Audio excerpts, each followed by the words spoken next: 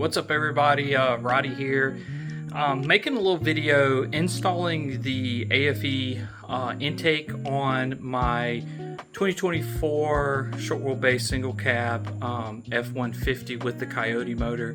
And there's not a lot of videos out there for the 2024. It is a little different than some of the other kits, but not too much. But I want to show you a few things that a lot of people aren't talking to you about, show you some kind of tricks and help you navigate some of this stuff. Hopefully this helps you out.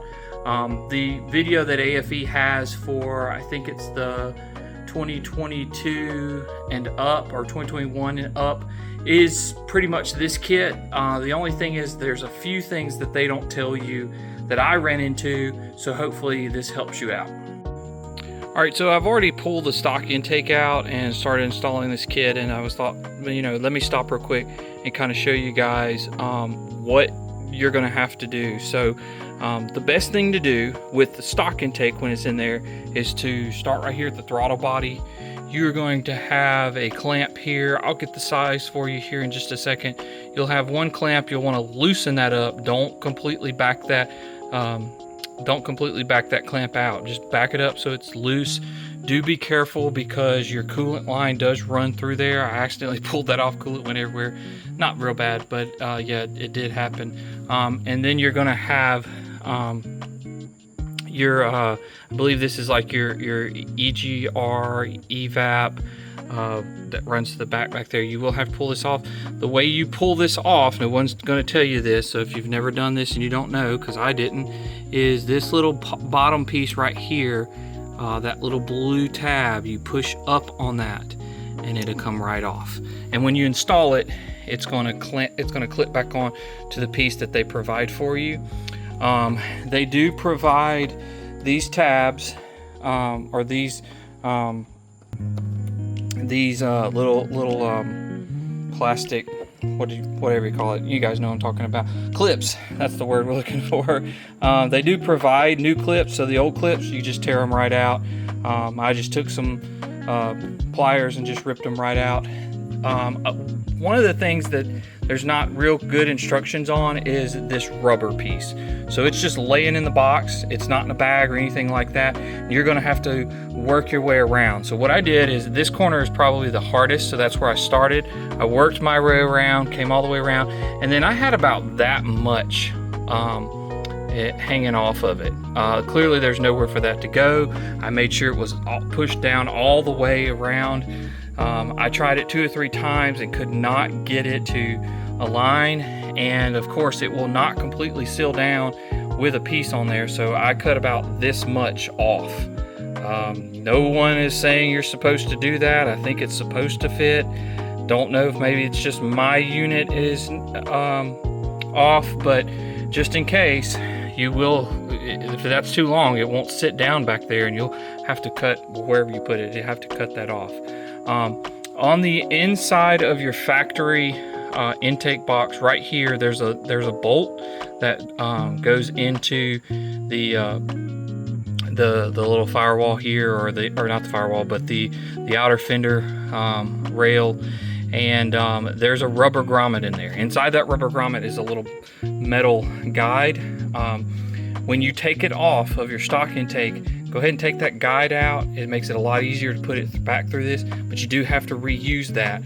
So, but you can take that little metal piece out of the middle, that little metal guide, take it out, put your grommet in there, push that in there, and then you have to reuse that grommet, that guide, and the bolt that comes out of that.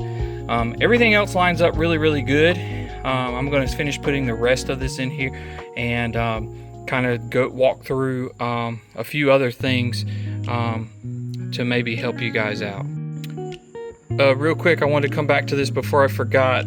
This is a 7mm socket. It's small. It's tiny.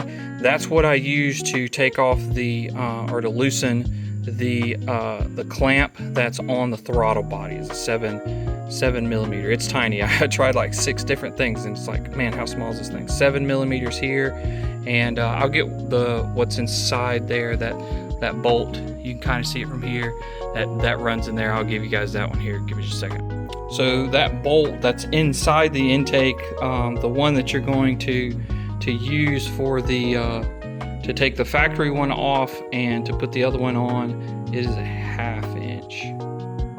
So yeah, kind of strange, but yeah, that's the 2 socket sizes that you're going to need to take those off. You can do this with hand tools. You don't have to have ratcheting wrenches or anything like that, or electric wrenches, excuse me, ratcheting wrenches. You can just do it with hand tools, and it works fine. All right, so just stuck this little middle piece in here with the filter. The filter is going to come with this clamp on it, right? So what I did was, you kind of want to go nose first. I call that the nose on the end there. Nose first, in and back. And then I just kind of let that sit there, and I got this mid pipe. And what I did was, went ahead and put the clamp on there, and where your this coolant line runs, I just kind of set it kind of in there so it wouldn't fall. And you just push that filter through, and I just kind of pushed them together. They push together real easy. And then once you kind of get them in place, I'm kind of letting that just hang there to kind of give it some force to hold on, so that I can finish mounting or tighten down this clamp, and so that you can finish mounting everything up. I know a lot of people put that the tube that comes out of the throttle body on first, but I think personally, I think it's easier to go with the breather box, then the filter, and you just work your way back, because you worked your way this way around. So it seemed so far has been fairly easy, because now you're going to have to just work with that small tube to get it in there, and then this will all kind of be together. So yeah, let me finish putting this together, and we'll kind of wrap it up for you. All right, we're all finished. I'm going to show you the last few tools I had to use. This is just a regular wrench. It is a 3/16. I used this to tighten up where I'm assuming that's like that MAF tube, or whatever that little inlet tube is. I'm not entirely sure exactly what that is. I'm kind of new to Coyote, so don't hate me, but you guys know what I'm talking about. It's like it's not a recirc tube. It's got to be like a MAF tube or something like that. But it's there's a piece, there's a little adapter piece that screws in to the middle part of the intake tube. It's a little black piece. It's in the same bag with the new clips that you get. You just screw that in on the back side of the mid tube. I'll show you where it's at here in just a minute. But you're going to want to use this to kind of tighten it up. You can hand tighten it. That's what I did. I hand tightened it till I got it in there, and then tightened it up with this. Then where the clamp is that connects the air box and the filter to that mid pipe, you're going to want to use a deep socket, and as you can see, this is a 7/16. You want to use that, and then finally the last little rubber elbow that goes from that mid pipe to the intake manifold, the hardware, the clamps that come with it. What I used was different than what I used from the factory to take it off, is a 5/16 deep socket, and it worked really good. So it's all installed. It was very easy for the most part. Like I said, exactly what I thought. You know, you take this out from you start with the intake manifold clamp, you take that off, and you take the factory one out. That way you start back here, and then you know, what I did was I took this top piece, I got it loose. You take the clamp off, you've got the 2 tabs on the front of the factory intake tubing, you clip those off, then pretty much it just kind of lifts straight out. It's that simple. Then once you get to the air box, the only thing that's holding the air box in are 2 clips. Like I said, you get replacements, so just snatch those out. Don't worry about breaking them or anything, because you get these replacements. And then you've got a rubber grommet and a bolt inside there that you reuse for this new intake. You undo that, and then the bottom just comes out, and then that's pretty much it. Your factory intake's out, minus this this I'm assuming that's a MAF tube. This MAF tube, I'm going to call it that. Y'all can hate me in the comments, tell me what it actually is. Other than that, and those few little pieces of hardware, the intake comes right out. Like I said, be careful, don't snatch this off. It's got coolant in it, spray you everywhere. And then you just put it back in the way you get it. So I started with this bottom piece. I went ahead and installed the whole thing. Made it real easy to put this this rubber piece on here. Once you do that, I put the filter in. Once I put the filter in, I got this mid tube with the clamp and put it on there.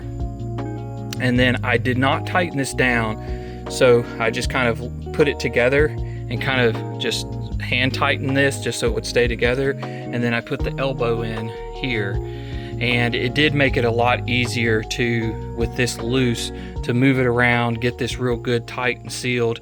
And then I tightened this end down first and then worked my way around this. So that kind of held that in place.